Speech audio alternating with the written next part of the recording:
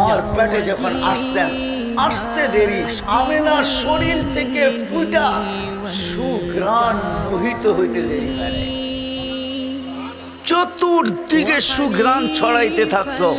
আমেনা কোনো দিকে যেতে পারতো না, যেখানে যেত ওইখানে তুফানের মতো সুঘ্রাণ ছড়াইতে থাকতো। আমেনা বিধবা ছিল। আরবের রীতি আর নীতি ছিল বিধবা মহিলা সুঘ্রাণ লাগাইতে পারবে না। আমেনার সুঘ্রাণ যখন পুরা মদিনা মক্কায় মোহিত হইতেছিল, তো মক্কার মহিলা কেন পুরুষ পর্যন্ত কানা ঘুষায় লেগে গেছে, কথা বলতে শুরু করছে যে আব্দুল মুত্তালিব এই পুত্রবধূ পাইল তো পাইল কোথায়, যার স্বামী নাই, অথচ সে পুরা মক্কাকে সুঘ্রাণ দ্বারা মোহিত করতেছে। সে যেদিকে যায় ওইদিকে সুঘ্রাণ ছড়াইতে থাকে।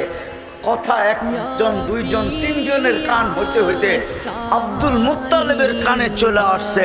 আব্দুল মুত্তালিব ঘরে যে স্ত্রীকে জিজ্ঞাসা করছে, তোর পুত্রবধূকে জিজ্ঞাসা কর বিধবা হওয়ার খুশবু সুঘ্রাণ কোত্থেকে লাগায়, আবার এমন সুঘ্রাণ রাস্তায় বাহির হইতে দেরি, মক্কার পাহাড়ে ওই সুঘ্রাণ বাড়ি খাইতে দেরি করে না।